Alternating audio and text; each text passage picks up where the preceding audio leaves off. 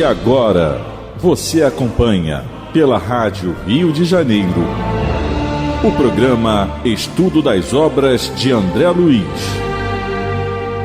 Vamos refletir sobre o livro Nosso Lar.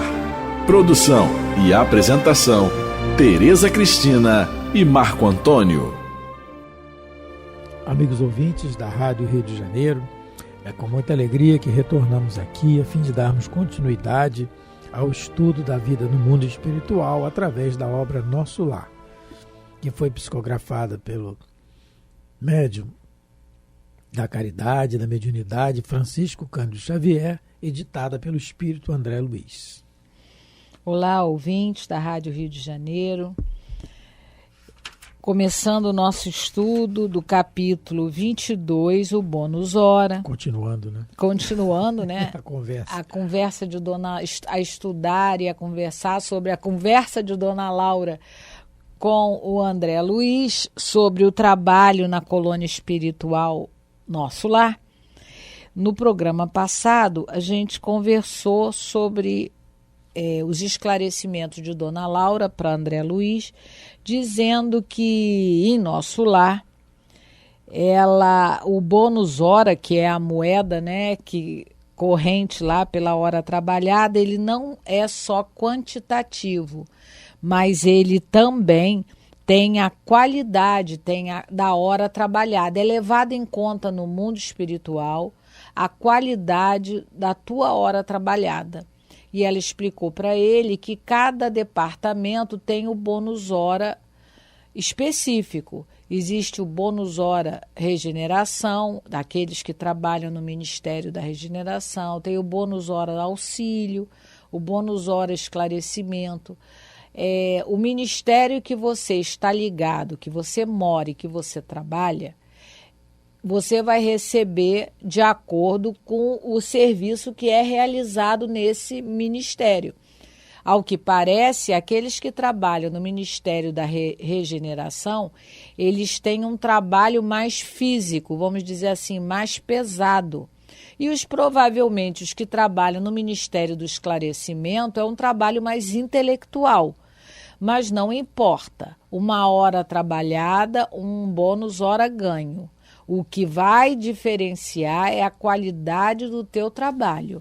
E ela também já explicou, e a gente já viu aqui, que dependendo do teu sacrifício pessoal, você pode ganhar duplicado. Quando é que ela fala isso? Ela, no capítulo, acho que nesse mesmo capítulo, ela coloca que quando ela alberga crianças desencarnadas na casa dela, o trabalho dela, o bônus hora dela é duplicado. Provavelmente, aqueles que... Porque ela fala do bônus hora triplicado também. Então, talvez aqueles que tenham que ir nos umbrais, que são os samaritanos, que são equipes de trabalhadores que descem aos umbrais para recolher espíritos que já estão em condição de morar em nosso lar, talvez sejam esses que ganhem triplicado. Mais na frente aqui no livro, o André Luiz vai, nas câmeras de retificação que ele trabalha, ele vai ver que existe lá um setor que são aqueles desequilibrados pelo sexo e que ele não tem permissão de entrar. Então, talvez o trabalho aí dentro seja um trabalho sacrificial. Talvez aí aqueles que... Não é dito no livro, nós estamos, fazendo aqui as nossas elucubrações. Talvez aqueles que estejam em contato com desequilibrados do sexo, que ele não teve permissão de entrar, talvez aqueles que trabalhem lá sejam esses que ganham duplicado ou triplicado, porque aí deve ser realmente um trabalho sacrificial. Não é? Eu conheci uma pessoa que ela não conseguia visitar o manicômio, porque tal o teor vibracional do local, o teor assim pesado, não é? Aquela coisa assim de choque mesmo, né? Que nem todo mundo consegue adentrar, porque não é muito fácil você lidar com uma pessoa desequilibrada mental e várias delas juntas, imagine como é a situação. Então, a dona Laura, nós temos conversado sobre isso e ela tem, também já falou para o André Luiz que um dia a Terra, ela também vai passar a contabilizar as horas trabalhadas, não só pela quantidade, mas principalmente pela qualidade, não é? Nós, enquanto sociedade, vamos valorizar como a pessoa trabalhou. Por enquanto, o que tem de diferença, eu acho, aqui é a questão dos trabalhos insalubres e salubres. Você já tem um diferencial, mas isso é na questão material. Continua sendo na questão material. Pessoas que trabalham, né, em determinados locais contaminados, ela já tem um acréscimo, ela já é um trabalho que já é visto de uma maneira diferenciada, ela já tem um acréscimo no seu salário, porque ela trabalha com contaminação.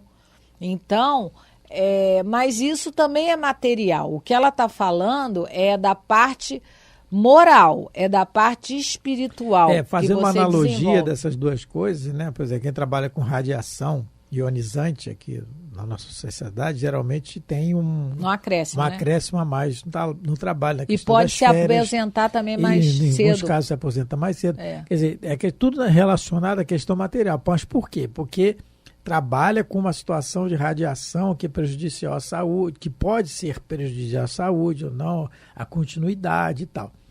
Então, relacionado à questão material. Agora, fazendo analogia do que ela está dizendo, que é a questão espiritual, que é o que existe no plano espiritual na realidade, o trabalho mais sacrificial é aquele que vai exigir de nós uma dedicação maior, mas no sentido que já estejamos preparados para isso. Por isso que a Teresa falou na questão de certas áreas lá, que abrange a questão do sexo, em que quase todos nós somos desequilibrados nessa matéria, né? Então fica difícil. E é aquilo que nós citamos, foi no programa anterior, no livro do Mundo Maior, que o André Luiz é proibido de ir nas cavernas. Uma situação lá de cavernas de espíritos mais desequilibrados, numa incursão que os espíritos estão fazendo em grupo para auxílio, que é o que acontece a todo momento. E o André Luiz não é permitido que ele vá. E ele não gosta muito, mas não, aqui não dá para você ir, você fica por aqui. E aí por acaso, que não é acaso, né? Não existe, naquele fica ali que o espírito faz a incursão nas cavernas e ele não pode ir, naquela espera dele ele reencontra no plano espiritual o avô dele.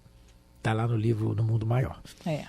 Então, estamos no meio do parágrafo 16, mais ou menos no meio. De um pedaço de uma conversa. Dona Laura, vamos lá. Nesse prisma, os fatores assiduidade e dedicação representam aqui quase tudo. Em geral, em nossa cidade de transição, a maioria prepara-se com vista à necessidade de regresso aos círculos carnais. Então, foi aquilo que a gente já conversou aqui, eu acho que no programa passado. Se você não consegue se enquadrar em trabalho nenhum em nosso lar, você vai ter que voltar mais depressa para a reencarnação. E você poderia aproveitar um tempo maior para se fortalecer, porque as experiências que nós fizemos mal feitas, nós vamos ter que repetir. Mas se a gente, no mundo espiritual, não se preparou, não trabalhou, não estudou aquilo que a gente falhou, naquilo que a gente falhou, a gente vai repetir o mesmo erro. É mais fácil que a gente repita o mesmo erro.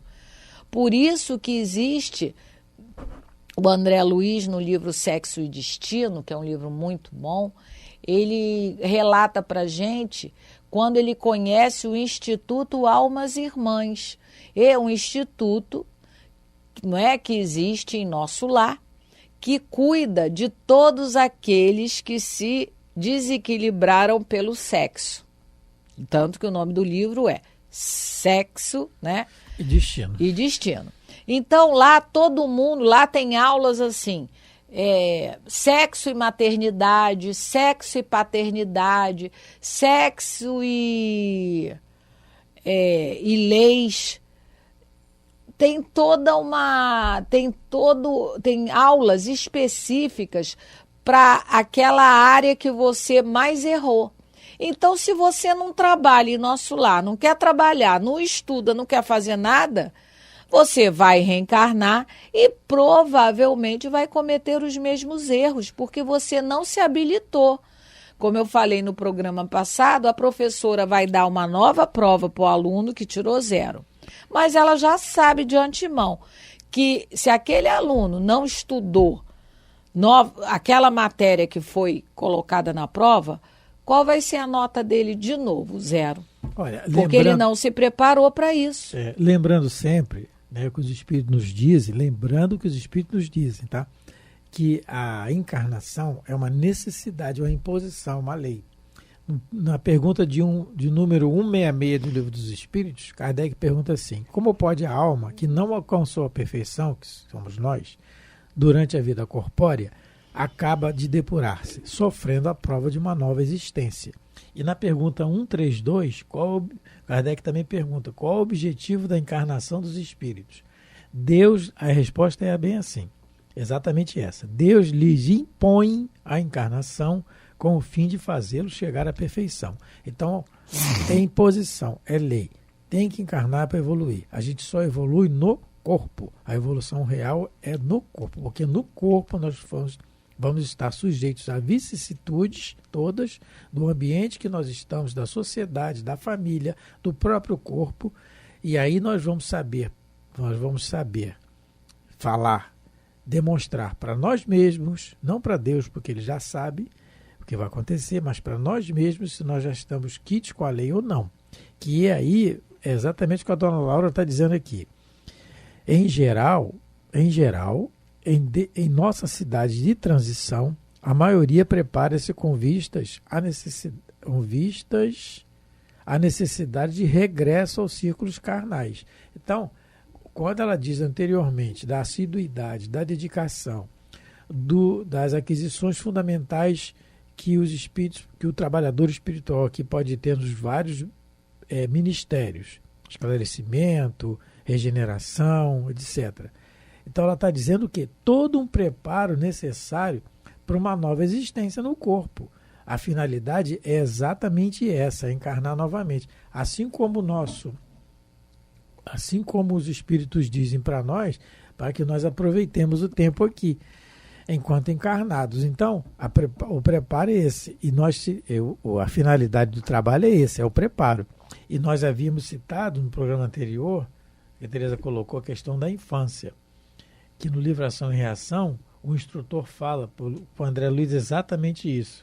Ele diz que o esforço de autorreajustamento, o nosso esforço de autorreajustamento, que é exatamente o que a dona Laura está dizendo aqui, do trabalho, na vida espiritual, na maioria das circunstâncias, ameniza-nos a posição, ameniza-nos. A infância, a posição, exceto nos casos expiatórios. A criança já nasce, o espírito já nasce naquele jeito ali.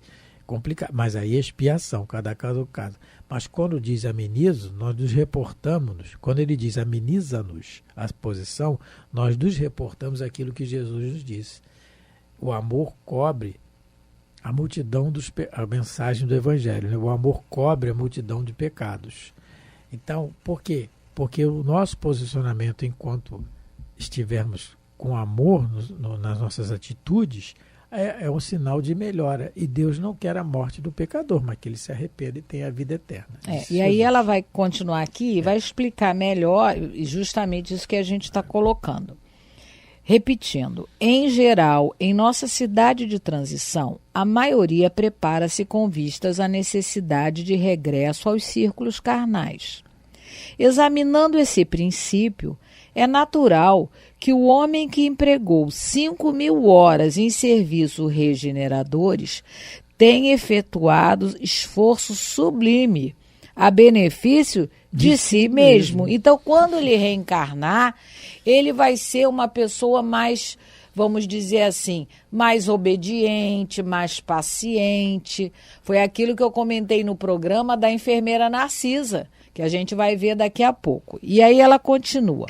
O que despendeu 6.000 horas de atividade no Ministério do Esclarecimento estará mais sábio, porque a gente já viu que o Ministério do Esclarecimento lá é um local em que os técnicos, né, são aqueles que trabalham muito com matemática, com ciência.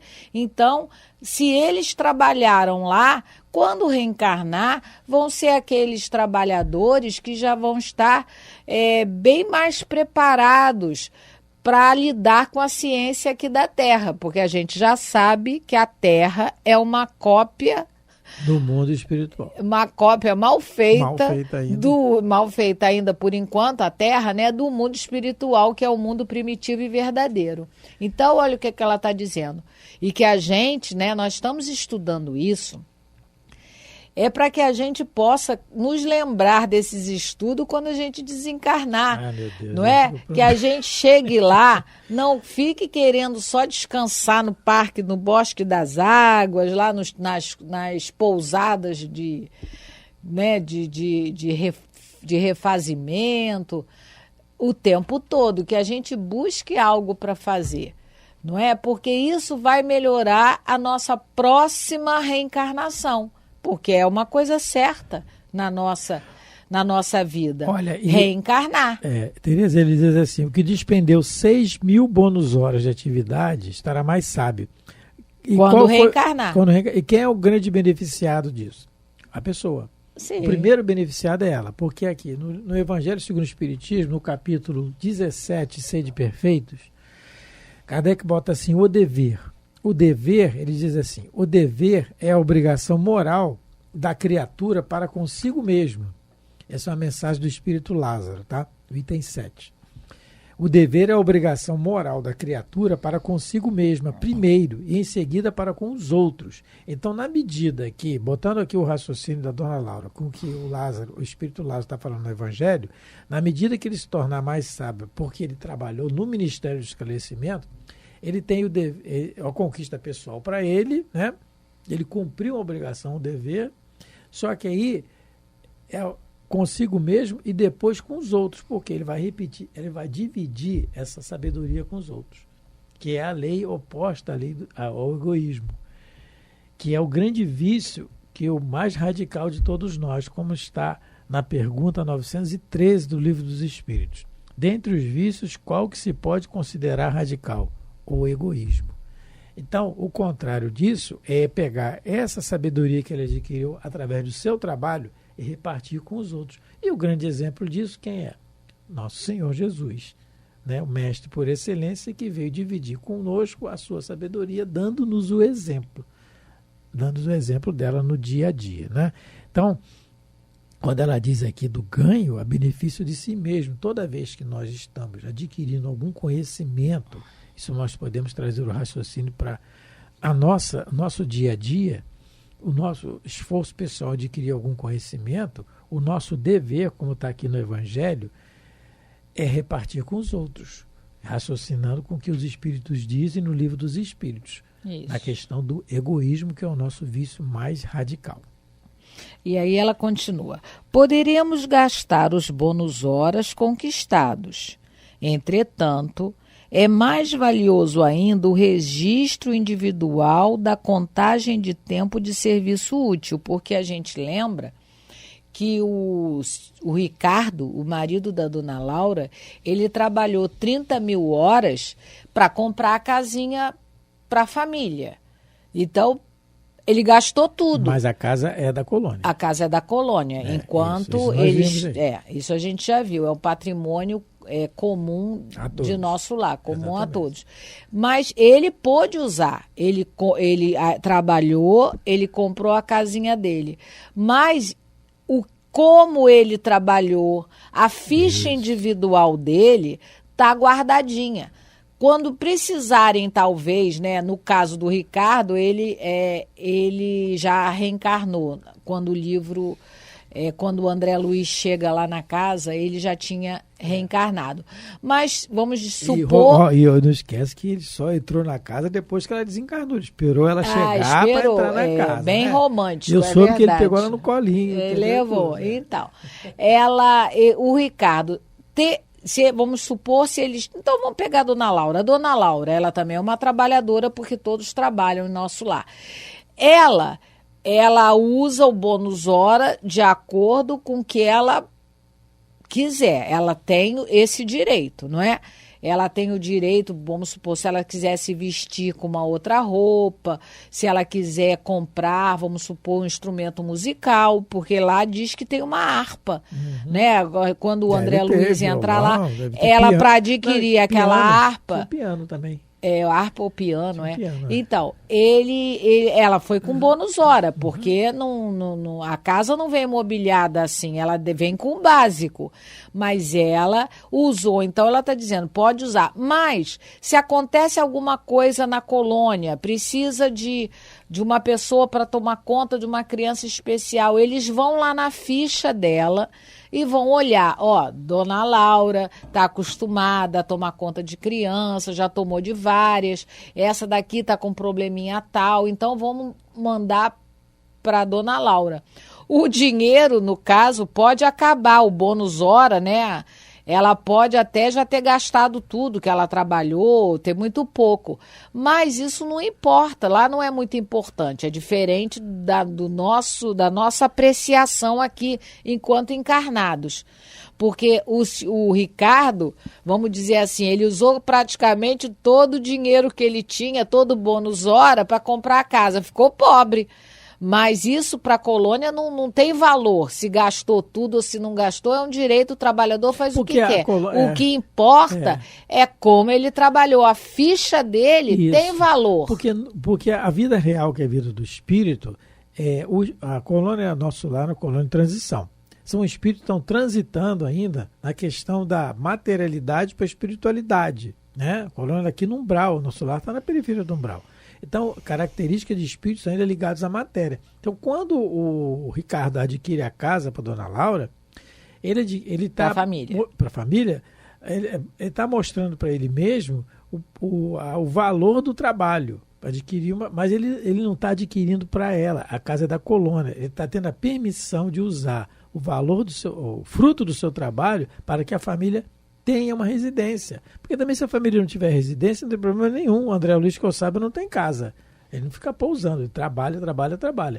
Deve ter um apartamento, alguma coisa. Mas isso aí não tem o valor que nós temos aqui. É isso que a mensagem do livro traz também. E traz dizendo que quando ele reencarnar, quem sabe-se lá se ele volta para a colônia ou não, eu não sei. É muito relativo. E nos mostrando também que o que nós adquirimos aqui não é nosso. Porque nós podemos dizer assim, poxa, ele adquiriu o trabalho, ele trabalhou, adquiriu o direito de ter uma casa e deixou a casa lá. A casa é da colônia. Isso é dito lá. A casa não é dele. Assim como a nossa não é nossa. Isso. Porque nós não vamos levar. E ele também não trouxe ela para a encarnação. Então, é outro valor que a gente tem que ter, outro aprendizado. Então, para terminar o parágrafo, ele fala que é mais valioso, a Dona Laura fala, é mais valioso ainda o registro individual da contagem de tempo de serviço útil, que nos confere direito a preciosos títulos. Então, quem é que tem o título de maior trabalhador da colônia? O governador. O governador e a veneranda são os que têm mais bônus horas na colônia, porque são os que mais trabalharam na colônia. E isso é realmente uma coisa muito levada em conta, porque além de trabalhar quantitativamente mais do que todo mundo, eles trabalharam melhor do que todo mundo. Qualitativamente também, né? Com certeza. E é isso que é sempre levado em conta. E o grande mérito disso, ele e a veneranda, é dito aqui que eles viram registro de Jesus nas esferas resplandecentes. Eles foram ver Jesus. Então, não é, quando o Espírito fala foram ver, não é pegar um elevador e ir lá, não, é sintonia. Porque Jesus está em toda parte, né? Essa questão do espaço. Mas é sintonia. Ele só adquiriu essa sintonia através do seu trabalho. ele é o único que não descansa na colônia. Isso. Então... Mas nós estamos terminando, porque o relógio aqui trabalha. Estamos terminando mais um programa. Muito obrigado pela atenção, pelo carinho, pela paciência de nos ouvir. Um abraço a todos. Deus abençoe vossos lares. Muita paz. A Rádio Rio de Janeiro apresentou o programa Estudo das Obras de André Luiz. Produção e apresentação, Tereza Cristina e Marco Antônio.